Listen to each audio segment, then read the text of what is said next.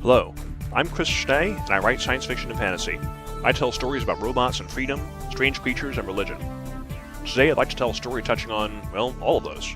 It's called Ante, as in before. The year, 2036. The place, Texas. It seemed that only a wall of glass separated the convention hall from the cave of the dark griffin, Nocturne. She and several of the humans held game controllers and focused on monitors as they hunted each other through an imaginary maze. Nocturne was 2 points away from victory when somebody got her with a fireball at last. She reared up from her pillow and pressed her black beak and raven talons against the glass. She said, "You win this one, human. Pick a prize." It was hard to see what was going on in the hall. The people looked like mannequins to her, and the furniture was mostly geometric shapes with glitchy, flickering textures. Not quite real. Not like her comfortable cave where she could count every feather on her tail. Vision problems were only one drawback of living within the virtual world of Thousand Tales and trying to see the so-called real world outside it. To the guests at this science fiction convention, the glass wall was only another computer screen showing them the inside of a game whose AI characters could look back out and wonder. "Is this one of the prizes?" said the human who'd beaten her. He stood at a table with some boxes and shirts, holding up. "Is that a toy griffin? Those exist?" Nocturne's tail thrashed excitedly. "Sure, you can have it." It was up to her. Officially, some guy from marketing was in charge of this charity event, but she'd assured him that nothing would explode if he went to lunch. It was okay to leave the griffin in charge. The human pressed the plush toy against the barrier between worlds, saying, "I'd give you a copy of this toy if I could." A silly siren whooped and the player laughed, reading something that had appeared on the screen. "Says here that we'll make your wish come true if we raise $1,000. Nocturne flopped back down on all fours. She glanced at the money tally on her cave's monitor and compared the hundreds of dollars there to the billions of humans that there were. "My wish is that you can all be okay." "Hey, don't feel bad," said one of the humans. His hand bumped against the glass. "We're here to have fun, right?" Nocturne's tufted ears perked up. "And to help people. So who dares challenge me next?" She looked sidelong at the crowd and whispered, "Don't tell marketing, but that game we just played, I like it better than Thousand Tales so far." A couple of people grinned, so far as she could tell from the mannequin graphics. One of them said, "Really? What do you do all day, anyway? Do you, exist when you're not playing with us, or do you get turned off?" Nocturne pushed her big pillow up against the glass as close as it would go, and she stood atop it. She'd been told that this convention was outreach, a way to let humans know that her world mattered, that it was real. Where to begin, though? "I was made for a particular human, to help him have fun. He visits my world by picking up a computer, like you. When he comes here, he's a griffin, too. Or at least the body he controls in here is.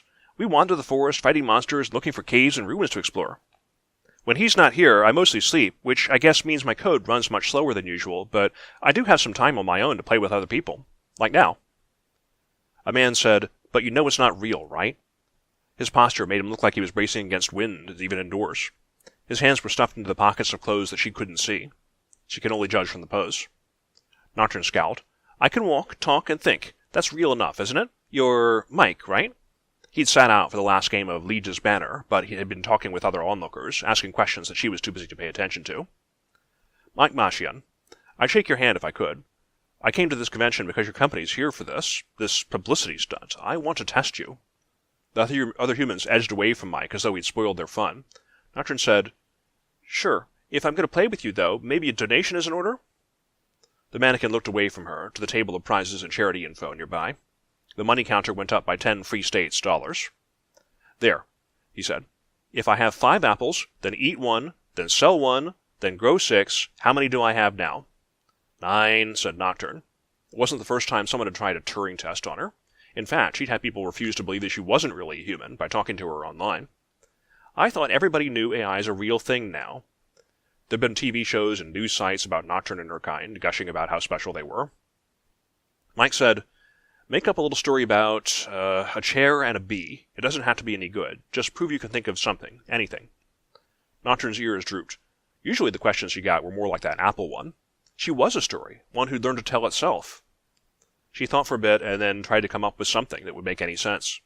She said, "Once there was a bee who flew to a human's house and saw lots of chairs. She really wanted a chair for herself, so she ordered all the other bees to make one because she was a queen. So she had a throne, and it was made of wax, but it was too small for the humans to see." The human said, "Then how did she feel?" That was another strange question. "If I make up more about the bee, will she come to life like me?" The man from marketing, Bertram, strode into view as a beige figure. We're not really doing a full demo of Thousand Tales' premium AI system itself. This weekend's event is about playing games together, getting used to each other. How about starting a new round of whatever you were playing before? Mike turned to him and said, I thought this publicity event was going to show us whether your software is just a game with a cute front-end interface or something more than that. What's wrong with my back end? Said Nocturne, glancing at the midnight blue fur behind her raven half. Beige Man said, Is something wrong? Has our spokesgriffin gone off the rails again?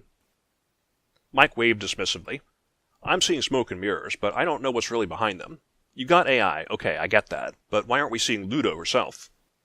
Nocturne winced. Her mother was a real heart of Thousand Tales, the first AI that had been made for it, the one that humans made directly to run their game, the one that any human with a good computer could talk to whenever they wanted, the one who knew everything and always went on about her primary programming, the need to bring fun to players of the game.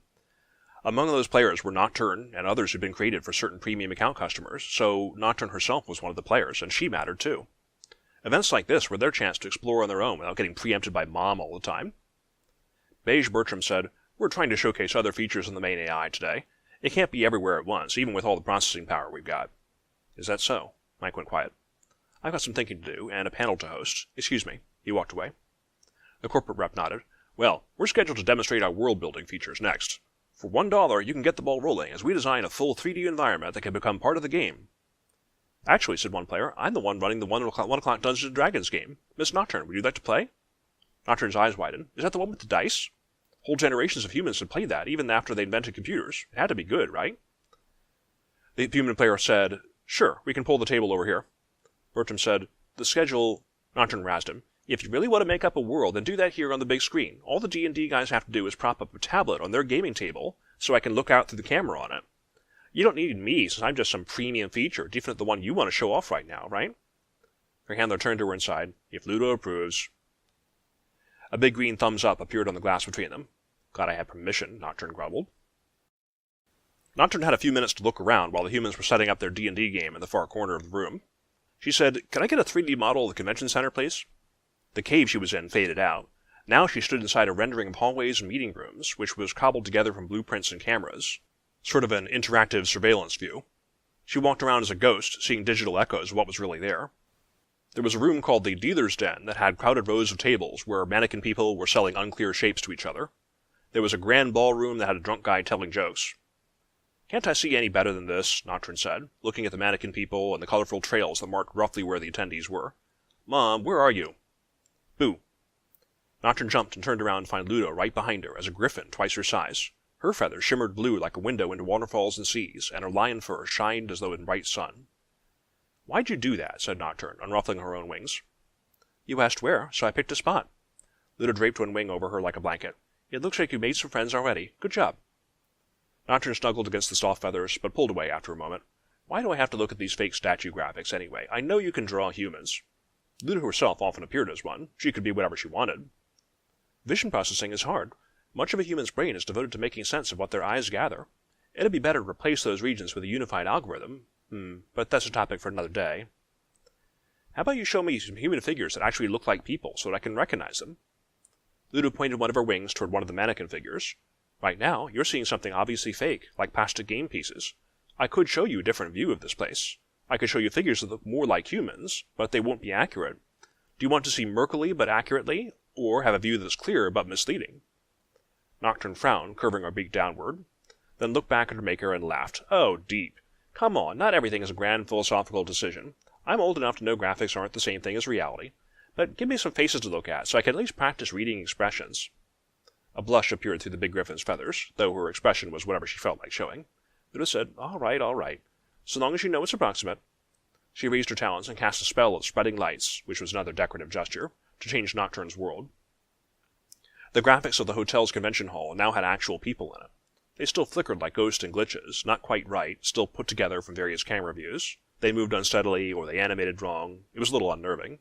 But now she could at least see what they looked like in more detail. They had t-shirts, especially saying Lone Star Con 36, and attendee badges swinging on lanyards. They had skin in the dull brownish human spectrum, and books and toys in their hands. Wherever Nocturne turned, she found crowds exploring the dealer's den, wandering off to 10 panels, or walking right through her to meet with their friends. Another reminder that she wasn't really there. That's better, Nocturne said. Have fun, said Ludo, and vanished. Some of the humans had costumes on. There was an elf, a guy with alien armor and a bumpy forehead, some kind of big-eyed cartoon critter, all flickering at the edges as software waffled between showing her what it really saw and what the spotty data could mean. Since she wasn't physically present in this composite model of the world, it wasn't like she could talk to people directly, but she could still explore. A wall monitor resolved into readable text when she focused on it. Headlines: Carrier capsized ruled due to crew mistrust. First arrest under California's controversial meat is murder law. U.S. President touts economy for third-term bid. Cibola's rebel army routed by vigilante force. Floodwaters, refugees on rise near coast. Nocturne shook her head. Bad news was supposed to be things that drove a plot, like needing to destroy an evil ring before the Dark Lord could find it. Having so many disasters going on in the human world seemed like a waste. They don't run on narrative, she reminded herself. If someone gets sick, that doesn't mean that there's a magic healing herb in the next valley waiting for heroes to go and find it. Hence her Awesome Human Rescue Fund, the little slush fund that she'd founded to collect money for helpful purposes. She just wasn't sure what those purposes were yet and was just stashing money for unclear reasons. The Griffin walked back to the gaming room. It was nice to see the place from this perspective, instead of feeling like she was stuck on the other side of the gaming glass. Her ears perked up. A marker above one of the humans showed that she was playing Thousand Tales on her own tablet. Nocturne peeked over the girl's shoulder, and the screen's glow sharpened into a desert scene where robot hoverbikes raced and dueled near a wrecked starship. "Oh, hey, my sister's from there." The player and Nocturne both startled when the Griffin's face popped up on the corner of the screen. "What?" said the human. Her in-game avatar, a burly warrior with a laser drill, stood there watching the bikes go by. Did somebody hack the game?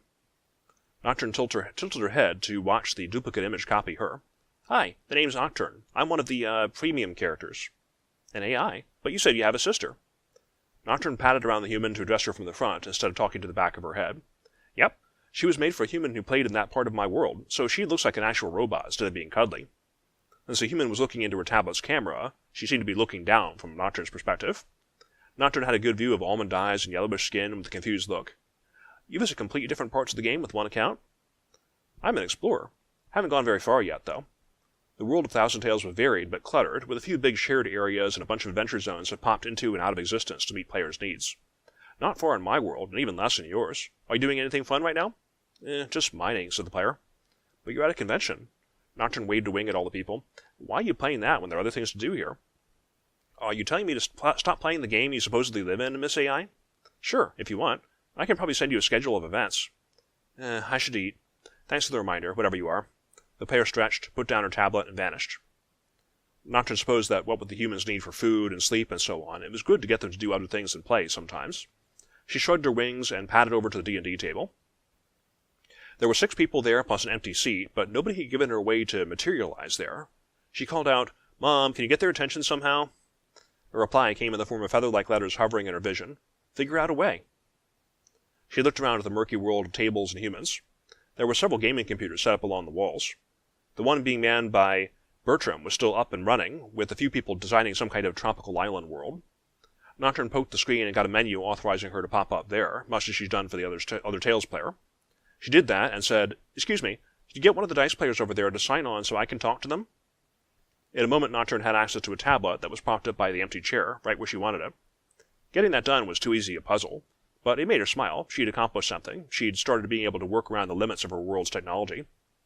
She touched the tablet and pushed a hovering button that transferred her perspective from the composite camera view to inside it. There was a gratuitous whoosh and a colorful fading effect, and she was back in her little interface cave. The advantage now was that she had a good view from this tablet's camera, and she chirped happily. The cave now held a replica of the gaming table and its dice and figurines. She could see the movement grid and everything, and there were even dice that she could grab in her talons and roll. Better than not having anything to interact with or see clearly on this side. "This is more like it," she said. "I'm supposed to play as some character you made up, right?" The game master offered her 2 sheets of character statistics, holding each one up to the screen. A readable copy of each appeared on Nocturne's virtual table. "You want the cleric or the wizard?" One of his players laughed. "You're pretty jaded if you can bring an AI that thinks it's a griffin into the party and not bat an eye at that." The GM turned to him like he'd said something stupid. "I used Google in 2nd grade, dude. My relatives in the States have those damn minor programs tracking their social credit score. I grew up reading all about robots and stories, and I built one in college. Why should I be surprised if somebody finally made a program that can think like a real person?" Nocturne compared the character sheets listing all the scores and powers each character had, but she didn't know enough about the rules to pick between them. Both options were human, which to her was an exotic fantasy race. The cleric, please?" Mike, who'd been quizzing her earlier, was playing as a bard. Miss Griffin, do you even know what injuries are? Nocturne felt heat under her fur and feathers, and her tail lashed back and forth. A memory came to her. Yes, Mr. Mike, I've seen pictures of humans bleeding, and I've had it explained to me that you people die forever. I know it makes humans sad when you bring it up, so why are you bringing it up? GM said, Geez, Mike, way to kill the mood. Now that she'd asked for more detailed graphics at the expense of literal accuracy, she could see Mike's costume. He had a white robe with red triangles along the sleeve, like some kind of sorcerer. The messenger bag he carried over one shoulder spoiled the effect a bit. He said, Sorry, I'm just stressed. Long shifts at the hospital. And now, meeting one of these and not knowing what the heck they mean for the future. What's wrong? Asked Nocturne. Forget it, said Mike. The GM said, Let's move on. Everybody ready? Miss Nocturne, please download the quick reference sheet and ask questions if you need to. Now, you're in the Trailblazer Society's secret forward base in Chexaland, and your contact has an urgent mission for you. For hours, Nocturne was spellbound. The humans had created a little game world with nothing but words, dice, and figurines on a map. She played the part of a healer, supporting a team of heroes in a convoluted scheme to subvert a tyrant's rule. They battled in the rafters of a ruined cathedral and looted magic treasure from a den of bandits. Just to check, Nocturne whispered to one of the players at the end, the Harlot Queen is fictional, right? It can be tough to tell. Of course, there's a larger setting, too. Nocturne imagined the little map on her table expanding out into an entire world. I don't feel so unique for hopping between places and seeing only a little of what's going on then. You do that, too. The GM smiled. Thanks for playing, everyone. I'm headed to the bar. Anyone want to join me? Mike kept his computer on while the whole group walked to the hotel proper, so Nocturne could banter with them. She was still a ghostly griffin, hopping along beside the humans while her voice came from a speaker. In here, we haven't got consistent rules about hit points versus wounds, so we're still working out the details of how to play. There's an ongoing argument about classes and levels like your game and whether we should do that. Nobody wants to do detailed models of blood and things like that. Mike grunted. Nocturne had saved him from a demon during the game. In the hotel lobby, there was a jumble of building bodies and a growing murmur that drowned out the conversation. Nocturne said, What's happening? Mike held up his computer like a lantern, adding its camera view to the flow of data that gave Nocturne a view of reality. A swarm of buses had pulled up just beyond the glass doors. Mannequins were spilling out of them, resolving here and there into haggard people with suitcases and small children. One of the gamers asked around and said, Refugees? But the hotel is full already. Are they really that incompetent down on the coast they have to come this far inland? It's not their fault, said Mike. I guess the hotel is taking them in. Nocturne said, You mean from the flood? Mike said, You know about that? A man in the hotel room stood out. Attention everyone, he said. We've got an emergency situation here due to the flood. There's no danger here, but the hotel has agreed to shelter 100 or so people who've lost their homes. I've already cleared this with the Lone Star Con directors, and we're working out where to put them. I ask that you all bear with us as we try to meet everyone's needs. These people have just been through hell and a long bus ride, which isn't much better. Griffin stared at the horde of newcomers. Their houses are gone? Then where's their stuff? Those suitcases and backpacks might be all they got left, said Mike. He hefted his bag and stuffed his computer into it, saying, Duty calls. Mike's duty cut Nocturne off from having any way to talk with the others. The people suffering outside the hotel reverted to being blank statues. Nocturne scowled and passed through the doors to stand outside, surrounded by buses and the swift-moving clouds of a Texas night sky. Not the real sky, of course. She wondered if the stars were even accurate here. She trudged back to the gaming room, where she belonged. A dedicated Thousand Tales box was still there. Bertram looked like he was about to shut it down for the night. Wait, Nocturne said through the machine. I'd like to keep playing with the people here. Bertram smiled for the first time she'd seen all day. I've got to sleep, but I can leave the hardware here overnight so people can keep playing until closing time at, 2 a.m.? Nocturne checked out the 3 gamers who were still there. 2 teenage brothers and some younger guy, using controllers and a spare tablet to raise up islands from the sea. She put her face up on the screen and said, Thanks, Bert. I'll take it from here. Hey, you know about the extra guests, right? Nocturne explained. Bertram sighed. All right. That'll probably interfere with the demo schedule tomorrow. We were going to do a big co-op session at noon, but we might get booted from the room. I guess this is more important. Thanks for the heads up. He left to tell the convention staff about leaving the hardware unattended. Nocturne said to the players, What are you up to? Making a new setting, said one of them. It's tropical islands in the middle, but we were thinking of using procedural generation to make varied environments farther out. Procedural what? One of the brothers grinned. It's a way of filling in world's details without knowing in advance what you'll get.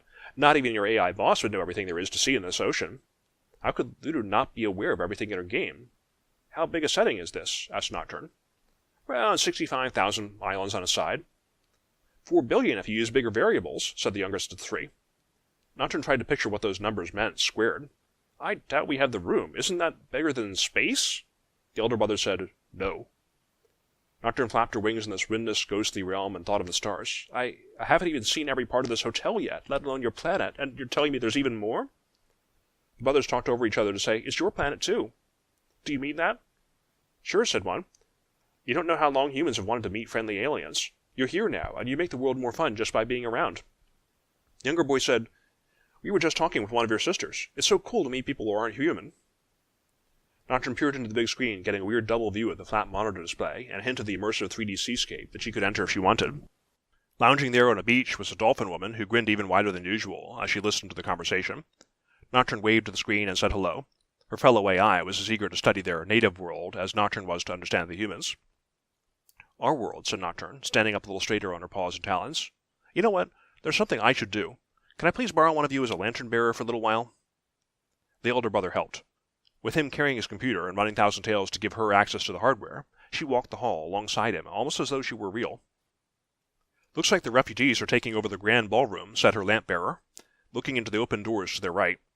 Dance music shut off and colorful lights flashed silently even as the ballroom's main lights came up. Let's look inside, said Nocturne. The human approached, but there were too many destitute people packed in there already. A hotel clerk blocked the way, saying, We're canceling all convention events in the ballroom, sir. Even with some guests offering to share rooms, we've got a campground in here, and these people need some peace and quiet. Nocturne spoke, but had to repeat herself for the clerk. Is Mike in there? Human in a white robe? The employee said, Kid, I'm not talking to your imaginary friend. The lamp-bearer looked down at his computer. What are we doing here, anyway? Nocturne said, There are around 100 people in here, right? They're not having fun. I want to ask Mike what they need. I've got money. She's talking about some charity funding, her carrier explained to the hotel man. The clerk rubbed his tired eyes. Let me get this straight. Your computer bird there has access to cash and wants to buy stuff for the flood victims? Yep, said Nocturne and her friend. Half-bird, she added. Fine, whatever. I don't care right now. I don't care if the money comes from Mars. They're sending me out to make a grocery run in a minute, and any cash you can contribute makes my boss's life easier. Nocturne said, Then what do you need? Baby stuff especially. Formula and diapers. We've got sheets and pillows and the like, of course, but we don't have toothpaste or shaving kits. I've never shopped for a Griffin before, said Nocturne's human. Want to come along? Nocturne beamed a one-use credit check to his account. We'll probably get disconnected if you leave the hotel grounds, so I'll have to wait here. Nope, I've got a cell network connection. I'll keep my computer with me, and you can see what a superstore is like. Sounds like an adventure, said the Griffin.